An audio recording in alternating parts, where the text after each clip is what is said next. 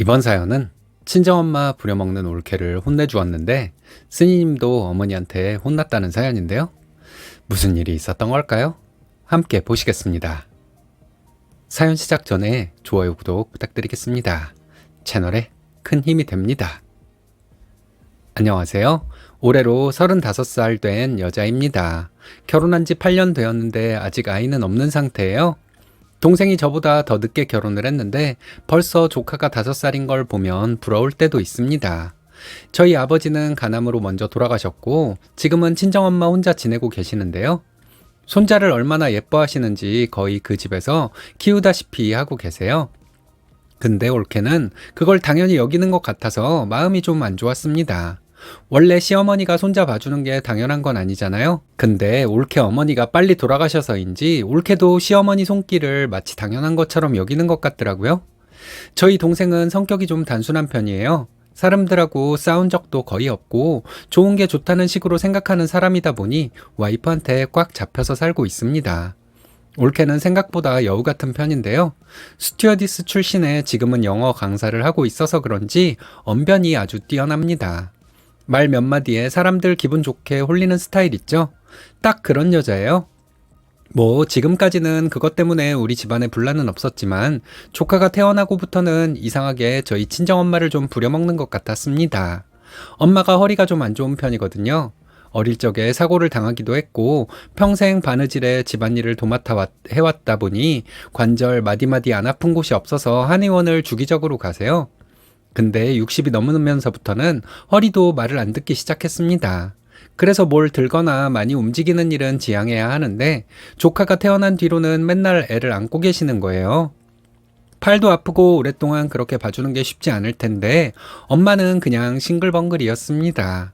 저희 엄마는 평일이고 주말이고 올케네 집에 8시까지 출근하는 건 기본이었고 애 밥 먹이고 늦으면 밤 9시에 집에 들어오더라고요. 아니 주말에는 좀 원래 부모들이 봐도 되잖아요. 근데 올케는 꼭 시어머니 아니면 안 된다. 애가 할머니를 보고 싶어 한다 이러면서 저희 엄마를 불러다 놨습니다. 그러면서 어머님 반찬이 먹고 싶다, 국은 어머님이 잘 끓인다 이런 식으로 또 칭찬해주면서 부려먹고 빨래도 청소도 천천히 다 엄마한테 시키는 거예요. 엄마는 고생이 아니라고 하는데 이게 부려먹는 거지 뭐예요. 그래서 하루는 제가 올케에게 전화해서 한마디 했습니다. 아무리 그래도 그렇지 시어머니를 이렇게 일하게 해서 되겠느냐고요? 동생이 어떻게 생각하고 있는지 모르겠지만 이거는 아닌 것 같다. 올케가 나서서 엄마한테 그만 오시라고 해라 했습니다. 처음에는 올케도 민망했는지 미안하다고 했어요. 자기가 너무 바쁘기도 하고 애한테만 신경이 쏠려 있어서 거기까지는 생각을 못했대요.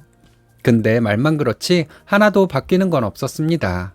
그래서 3-4번은 똑같이 말했더니 글쎄 막판에는 근데 어머님은 아무런 말씀도 안 하시는데 왜 형님이 그러시는지 모르겠네요. 좋아서 하시는 걸 수도 있잖아요. 형님이 아이 낳으셔도 똑같이 해주실 텐데 그냥 애가 없어서 모르시는 거 아니세요? 라고 싸가지 없이 말을 하는 거예요. 참나 아들 좀 낳았다고 예의고 뭐고 밥 말아 먹었나 싶어서.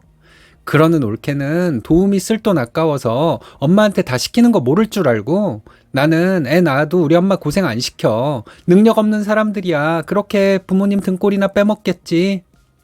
하고 끊어버렸습니다. 여시도 아주 불려시가 따로 없더군요. 그 뒤로는 딱히 연락이 없어서 반성을 좀 하고 있나 싶었는데 글쎄 명절에 만났을 때 남동생이 또 난리를 치더라고요. 왜 자기 와이프한테 괜히 전화해서 시비 걸고 그러냐 이거죠. 불만 있으면 자기한테 말을 하면 되지 꼭 뒤로 돌려서 말하는 게 시누이 짓 하는 것 같다고 하길래 기분 나빠서 큰 소리를 좀 냈습니다. 이게 무슨 시누이 짓이냐. 솔직히 엄마 한의원 한번 제대로 모시고 가본 적은 있냐. 어디가 아픈지 알고 그렇게 애를 보라고 시키는 거냐 하고 따져 물었어요. 그러니까 엄마가 어디 아프냐고 하더라고요. 어처구니가 없어서 그런 것도 모르는 놈이 무슨 훈계는 파스만 붙이면 되는 거 아니냐고 하길래 엄마 허리 심각한 상황이고 나중에 거동도 불편해질 수 있다. 그래서 내가 정기적으로 한의원 모시고 가는 거다 했습니다. 동생은 당황한 눈치이고 올케는 밖으로 나가버리고 저는 씩씩거리고 있었어요. 솔직히 집안에 남자가 부모를 모시는 게 당연한 건데 제가 지금까지 하고 있었던 것이 화가 나기도 하고 동생과 올케가 그 고생을 좀 알았으면 좋겠는 마음이었던 것 같습니다. 저는 네가 아들로서 도대체 뭐라는데? 라고 말하고 한숨을 푹 쉬었어요. 동생도 눈을 크게 뜨면서 저에게 쏘아대고 싶지만 참는 것 같았고요. 근데 엄마가 저희에게 식혜를 한 그릇씩 주면서 엄마 몸 아픈 건 걱정하고 마음 아픈 건 생각도 안 하냐고 하시길래 아차 싶었습니다. 이런 이야기는 엄마 없을 때 따로 했어야 했는데 괜히 싸우는 걸 보여드린 것 같아서 죄송하더라고요. 그래서 동생한테 먼저 말이 좀 강하게 나간 것 같다고 사과했습니다. 동생도 민망했는지 엄마 앞에서 이러면 안 되는데 죄송하다고 했고요. 그렇게 잘 넘어가는 줄 알았어요. 근데 그건 저희끼리 화해였고 올케는 다른 생각을 가지고 있었습니다. 조카가 유치원에 들어가고 한글을 하나하나 알아가면서 등원도 시켜주고 공부도 좀 봐줄 사람이 필요했나 봐요. 갑자기 엄마 살던 집을 팔고 자기네 집으로 들어오시면 어떻겠냐고 하더라고요. 나중에 애가 크고 학원도 다니려면 돈도 많이 들 텐데 걱정이라면서 어머니 집 파신 돈으로 투자를 좀 해서 불린 다음에 원금을 다시 돌려드릴 테니 몇 년만 같이 살자는 말이었어요. 여러분은 이런 사고방식이 이해가 되십니까? 아니, 자기가 모은 돈도 아니고 평생 우리 부모님이 모아서 산 집을 왜 그렇게 해야 하는지 이해가 안 되었어요. 이 맹랑한 년이 장꾀를 쓰는 게 뻔히 보이기도 하고 나중에 거동 불편하면 봐주지도 않을 게 눈에 선해서 엄마한테 그냥 들어가지 말라고 했습니다. 엄마, 괜히 들어가서 식모 노릇하려고 해? 엄마 나중에 몸 아파지고 꼼짝 못하면 봐주지도 않을 거야. 지금 가머니 솔로 꼬드겨서 엄마한테 뜯어낼 거 다 뜯어내고 나중에 모른 채 하려는 거라니까? 저는 너무 열받아서 친정엄마한테 절대 안 된다고 신신당부를 했습니다. 엄마는 아무 말도 안 하고 계시더라고요. 어릴 적부터 엄마가 항상 저희에게 다정하게 말씀을 해주시는 편이었지만 한 번씩 아무 대꾸도 안 하실 때가 종종 있는데요. 그럴 땐 진짜 화가 난 거라 건드리면 안 되는 겁니다. 그래서 저도 그냥 아무 말 안 하고 집에 왔어요. 그리고 2주 뒤 엄마 생신날 동생네랑 저희 집 식구들이 식사를 하게 됩니다. 괜히 싸움 날까봐 저는 눈도 마주치지 않고 밥만 먹고 있었고 올케는 엄마 환심을 사려고 쫑알쫑알거렸어요. 자기는 어릴 적부터 자기 엄마가 아프셔서 그랬는지 몰라도 시어머니랑 같이 사는 것만 생각하면 너무 기분이 좋다. 엄마가 또 생긴 것 같아서 정말 기쁘다 등등 엄마 귀에 듣기 좋은 말들만 늘어놓았습니다. 그러자 친정엄마는 웃으면서 근데 언제까지 살기 좋을 것 같니? 이런 말씀을 하시더라고요. 순간 이게 무슨 소린가 싶어서 조용히 듣고 있었는데 나 5년만 있어도 거동이 불가능할 수도 있는데 그때 네가 내 대소변 다 받아주면서 살 수 있어? 그러면 나도 지금 바로 너희 집에 들어가마 라고 하시는데 속이 다 시원한 거예요. 올케는 얼굴이 빨개져서는 당연히 자기가 모실 거라고 하는데 힘이 쭉 빠진 목소리였습니다. 엄마는 그 말을 듣고는 내 앞으로 재산 하나도 없고 다 빚뿐이야. 저 집도 팔면 빚 갚느라 거의 남는 게 없을 건데 괜찮겠냐? 이런 말씀도 하시더라고요. 그러자 올케는 너무 당황했는지 동생을 흘겨보고는 어떻게 된 일이냐고 물었고 그걸 본 엄마는 이건 우리 자식들도 모르는 일이라 그랬을 거라고 하셨어요. 올케는 그 말을 듣고 급체한 것처럼 캑캑거리더니 화장실로 달려갔고 동생도 뒤따라 나가더군요. 저는 남편에게 소화제 하나 사다 달라고 말하고 물컵에 물을 따라두고 있었습니다. 엄마는 아무렇지도 않은지 음식을 입에 넣으시면서 웃으셨어요. 엄마, 왜 그런 이야기를 해? 빚 없잖아. 내가 모를 줄 알고? 저는 엄마에게 일부러 올케 간 보려고 그런 말을 한 거냐고 했더니 고개를 끄덕이더라고요. 전 드디어 엄마가 올케의 진면모를 알아봤구나 싶어서 그 집안이 얼마나 엄마를 생각 안 하면 돈 이야기가 나오니까 바로 꽁무니 빼지 않냐고 막 씹어댔어요.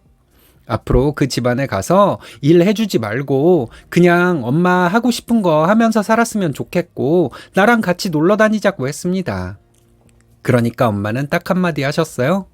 나는 솔직히 아들네 들어가서 고생하다가 요양원 가도 상관없다고요. 근데 그냥 돈만 주는 건 할 수가 없어서 방금처럼 말한 거라고 하시는데 순간 저는 머리를 한 대 띵 맞은 것 같았습니다. 그리고 엄만 저에게 동생네 들어가는 게 정 싫으면 네가 나를 지금부터 계속 케어하고 나중에 병수발도 하라고 하셨어요. 그 말을 듣는데 제 마음이 좀 이상한 거예요. 뭔가 억울하기도 하면서 아이 같은 제 생각을 보는 게 좀 싫더라고요. 엄마를 빼앗기기는 싫은데 또 내가 모시고 싶은 마음은 아니었구나 싶어 부끄러웠습니다.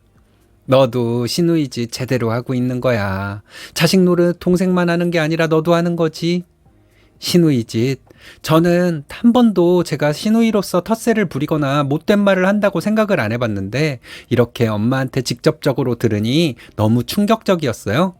저희 시누들이 제게 한마디 할 때도 마음에 콱 박혀서 마음 아파했었는데 저도 비슷한 짓을 하고 있었다니 제 마음은 엄마를 위한 것이었지만 결국 저도 엄마를 책임질 마음은 크게 없었으니 말이죠. 엄마는 저랑 동생을 둘 다 가르치고 싶으셨던 것 같아요. 자기 입장에서만 생각하는 자식놈들이 자기 앞에서 싸우니 얼마나 속상했을까 싶더군요. 조금 더 배려하면서 상황을 봤다면 소통이 다르게 되었을 텐데 꼭 왜 엄마 앞에서만 이렇게 감정이 격해지는지 저도 자식이면서 왜 아들만 그래야 한다고 생각을 했는지 싶고 엄마는 아들이고 딸이고 못 믿겠다 생각하셨겠죠? 그 뒤로는 동생네랑 싸우지 않았습니다. 동생도 반성했는지 더 이상 엄마를 무리하게 부르지 않았고요. 조카를 봐줄 수 있는 도우미 아줌마를 쓰더라고요. 올케는 동생이 단도리를 친 것 같아요. 그 뒤로 아무런 이야기가 안 나오는 걸 보면 잘한 것 같았어요. 엄마는 조카를 보러 가고 싶으실 때만 동생 집에 가시고 다른 날들은 치료를 받으면서 지내십니다. 저한테 딱히 다른 말씀은 안 하시지만 이제는 엄마 마음을 알 것도 같아요.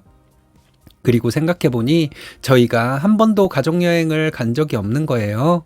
맨날 요구하기만 했지 뭔가를 해드린 적은 없는 것 같아 이번에는 동생네 식구들이랑 다 같이 해외여행 한번 가려고 합니다. 엄마가 마음껏 걸어 다닐 수 있을 때 하고 싶은 거 다 해드려야죠. 최근에 많은 것을 느껴서 참 머리가 아팠습니다. 이래서 나이가 들어도 어른이 되는 건 어렵다고 하나 봐요.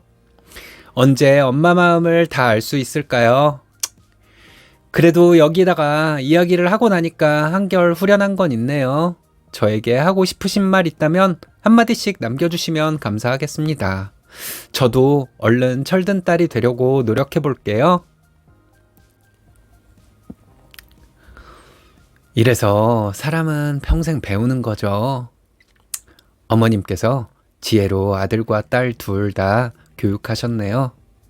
어머님의 교육을 좋은 마음으로 받아들이신 쓰니님은 된 사람입니다. 자기의 허점이 밝혀질 때 얼마나 마음이 아픈가요? 인정하고 고치려고 결심하셨다니 쓰니님은 정말 멋진 여자입니다.